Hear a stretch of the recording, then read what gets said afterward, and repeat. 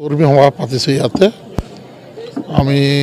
8টা জিপির মানে আমার এই জেলা পরিষদ 8টা জিপি কর্মীসকলত ইয়াক মাতিছোঁ মাতি আমি সাংগঠনিক দিশক অধিক শক্তিশালী কৰাৰ কাৰণে আমি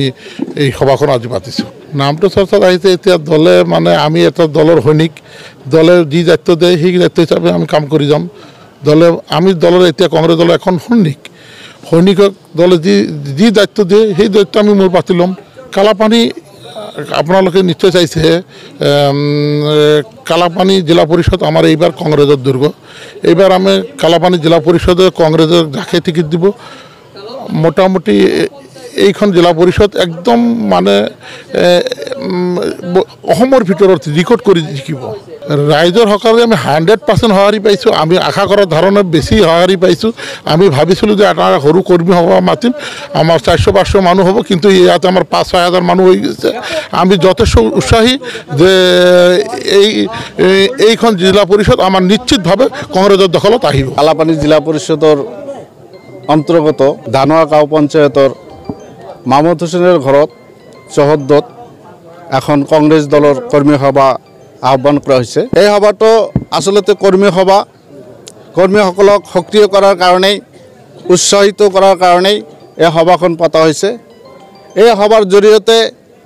আমি এই সমষ্টি তথা অসমবাসীক জনাব বিচাৰিছোঁ যে আমাৰ এই অঞ্চলৰ কালাপানী জিলা পৰিষদৰ আমি 3টা প্ৰাৰ্থী আশাবাদী প্ৰাৰ্থী আছোঁ কংগ্ৰেছৰ 1 নম্বৰে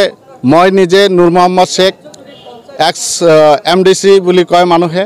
আগতে আছিলোঁ জিলা পৰিষদ মেম্বাৰ আৰু আছে মাহমুদ হুছেইন এইটো যিহেতুৰ ঘৰ এওঁ আৰু আছে বালিবিলৰ সাজিদ মোল্লা বুলি এটা ল'ৰা আছে যে হোক আমাৰ দলৰ যি ঊৰ্ধ্বতম কৰ্তৃপক্ষই যাক টিকিট দিব আমি তাকেই মানি ল'ম তাৰ হৈ আমি খেলিম এই কথাখিনি কৰ্মীসকলৰ মাজত মানে বিস্তাৰিত আলোচনা কৰাৰ কাৰণেই কৰ্মীসকলক কৰ্মী সভা আহ্বান কৰা হৈছে কৰ্মী সভা পাতিছোঁ ইয়াতে আমি 8টা জিপিৰ মানে আমাৰ এই জিলা পৰিষদ 8টা জিপি কৰ্মীসকলত ইয়াক মাতিছোঁ মাতি আমি সাংগঠনিক দিশক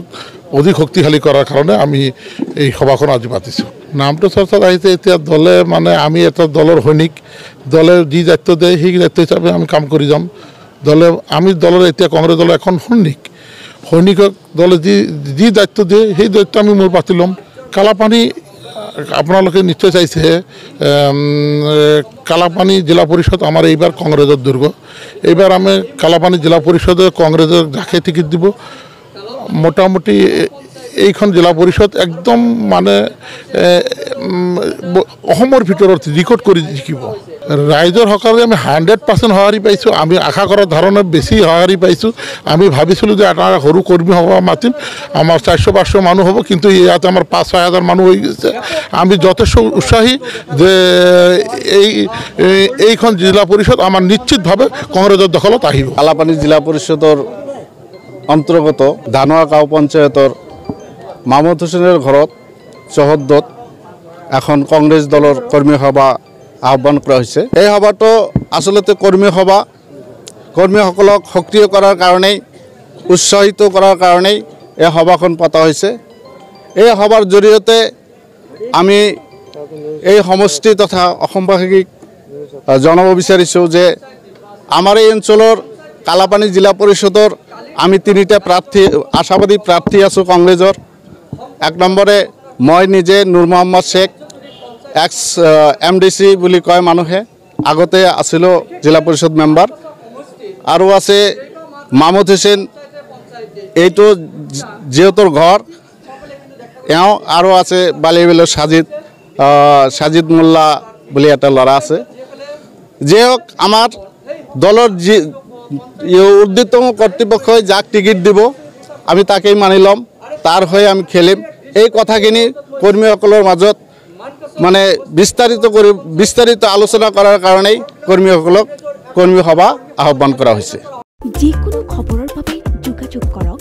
7099017330 অথবা 7099017390 নম্বৰত